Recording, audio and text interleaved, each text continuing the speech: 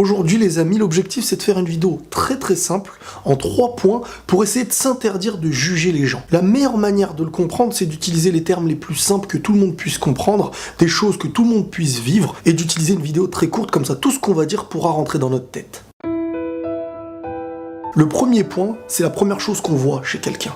L'apparence, la tenue vestimentaire et la manière de parler de quelqu'un. Que son apparence, que sa tenue ou que sa manière de parler ne nous plaît pas, on va s'interdire de juger. On ne connaît pas la personne. La manière de s'habiller d'une personne peut représenter qui elle est, tout autant qu'elle peut représenter une carapace. La tenue vestimentaire est parfois une manière d'extérioriser un manque ou une envie. Ce que tu vois à première vue ne représente pas la personne, ça peut représenter une faiblesse, ça peut représenter tout plein de choses en fin de compte. Et même de ce qui est choquant à tes yeux, imaginons une extravagance incroyable, ça ne veut pas forcément dire que la personne est comme ça. Beaucoup de gens qui par l'apparence se montrent beaucoup sont des gens qui à l'intérieur parfois sont tellement pudiques qu'ils font naître de l'extérieur des choses qu'ils n'arrivent pas à voir à l'intérieur. Concernant la manière de parler, quand tu verras des gens dehors qui parlent fort, qui crient, qui se disputent, encore une fois, c'est une facette extérieure.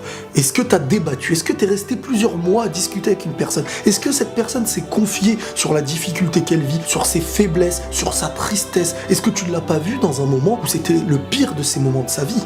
Imagine-toi aujourd'hui qu'on te voit dans l'un des pires moments de ta vie et qu'on se met à te mettre une étiquette sur ce petit détail. Ce serait une vision erronée qu'on a de toi. Donc le premier point, c'est de ne pas juger sur ce qu'on voit parce qu'on ne connaît pas une personne en la regardant. Le deuxième point, c'est de se rappeler que nous aussi, par notre apparence, par notre manière vestimentaire ou bien par notre manière de parler, on sera jugé à tort. Et si on se rappelle à un moment où on a peut-être crié, à un moment où on a peut-être insulté, à un moment où on s'est énervé, quelqu'un qui t'a vu faire une mauvaise chose, car personne n'est parfait et que nous-mêmes les premiers on fait des mauvaises choses, publiques comme privées, et ben si on nous voyait dans ce moment-là, on aurait été jugé comme nous on se permet de juger, malheureusement. Donc ce qu'on critique par la vision externe d'une personne, on peut être critiqué par la même vision en fin de compte. Rappelez-vous tous les détails de votre journée quand vous êtes sortis, quand vous étiez entre copains ou copines, quand vous vous êtes disputés, quand vous avez... peu importe ce que vous avez fait. Comme on dit, la meilleure manière de s'interdire de juger l'autre, c'est de se mettre à sa place. Et le troisième point,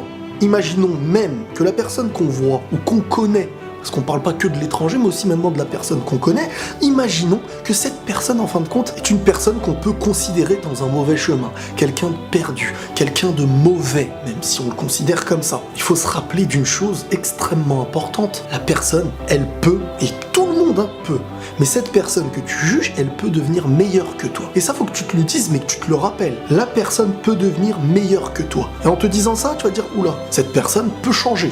Il n'y a rien qui l'interdit de changer. Donc ce qu'elle a fait de mal, et que tu critiques, et que tu juges en la personne elle-même, elle peut changer. Et très souvent, les gens changent. Beaucoup commencent en bas, finissent en haut. Certains commencent en haut, finissent en bas. On pourrait même rajouter un point, mais c'est clairement le mettre dans tout ce qu'on a pu dire, c'est de penser à soi et de travailler pour soi. Essayer de devenir quelqu'un de meilleur, pas en rabaissant les gens, pas en les jugeant. Parce que on a une facilité à croire qu'on devient meilleur quand les autres deviennent pires.